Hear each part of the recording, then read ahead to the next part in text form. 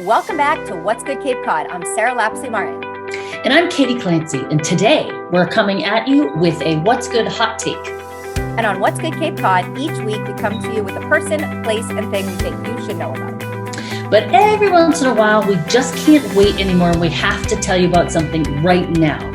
And this week we are circling back with someone that we featured on the show a little while back. We did. So we featured Tara Vargas Wallace as our person of the week a little bit ago, and she's just done so much for the community, communities of color here on the Cape. She's amazing. She was amazing then when we featured her, but she's been doing so much more. So we wanted to invite her on. Hi, Tara. Hi, thank you for having me. Of course. Well, so can you give us a little bit of, so let's catch people up. You know, we just said how great you are for the community and da, da, da. Why don't you tell us, in your words, what you are up to here? Yeah, so Amplify has been really amping up our programming. Let's see, we recently partnered with Leadership Cape Cod and held a Discussions That Transform panel, which we are going to continue throughout 2022, actually, where we have panelists of color who come and tell about their experience on Cape Cod as a person of color, whether they're a business owner or not. And then we followed that up with a nonprofit board leadership training to provide representation on all of these nonprofit boards on the Cape. There's so many wonderful nonprofits doing incredible work. But it's really important that that they have representation for the communities that they serve. And a lot of these programs that these nonprofits offer affect communities of color. So it's really important that we amplify and promote the need for people of color to be on these boards.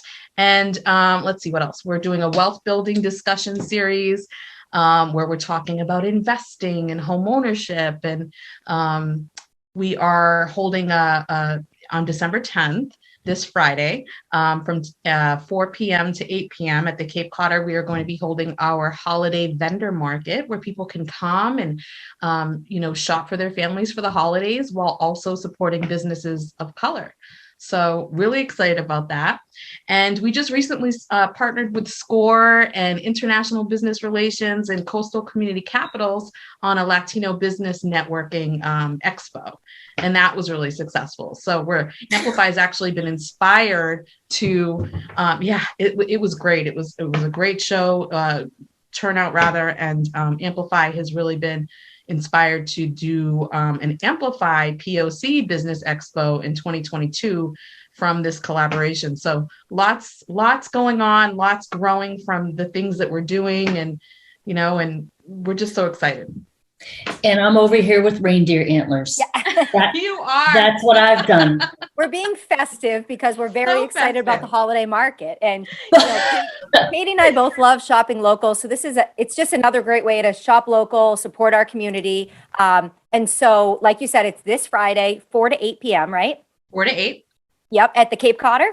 At the Cape Codder in Hyannis. Apparently there's one in Provincetown as well. So definitely the one in Hyannis. Yes. And hopefully going forward, we'll be able to have them throughout the Cape. It just so happens that this was the venue we were able to secure. But we do plan to have different vendor markets throughout the Cape and not just centered in Hyannis. Your first one, this is great. I think it's amazing. So excited. How many vendors are you having? 30. We have 32, including 2 nonprofits, and that's the maximum vendor. So you sold out, is what you're saying? Sold out. Oh yeah, we actually had to turn down vendors, which was really disappointing, especially because we want to amplify everyone. So, of course you do. So disappointing, but only because we ran out of space. We just the venue that we chose. This is a good problem to have. I'm sure they're disappointed now, but they'll get their chance. So you mentioned something about board membership, which I think is so, I know that the Leadership Cape Cod has board membership trainings and whatnot, but I'm on a number of boards. And when we're out, like we want to recruit, we want to get new people in on the board. Like we are really white. A lot of the boards that I'm in did a good job because I'm like under 60 and a woman. So that was a step in the right direction, which they know. The great thing is these boards, they know it. They're like, we are aware of our problem and we're trying to solve it. And the fact that you've got this going, first of all, like when we get off this call, I'm going to be like, all right, talk to me. Who should I be talking to? Because I want to bring someone on this board. I want to bring someone on that board. And like, this is how this kind of stuff happens. Right. And I just love it. And the wealth building and all that good stuff. All right. So we've got the holiday market on Friday, which of course will be there. Excellent. Can't wait to see you guys. I hope you have your reindeer ears there. Now you got to wear them. I will try. Oh, you're talking to Katie. I can lend them to you if you want, Tara. So what, is there anything else you want to make sure that people know this week about what you're up to, or anything that they can do, or how they can get involved, or what can you tell people? Yeah, I've been fortunate enough to be on a lot of different podcasts, including yours. So this is great.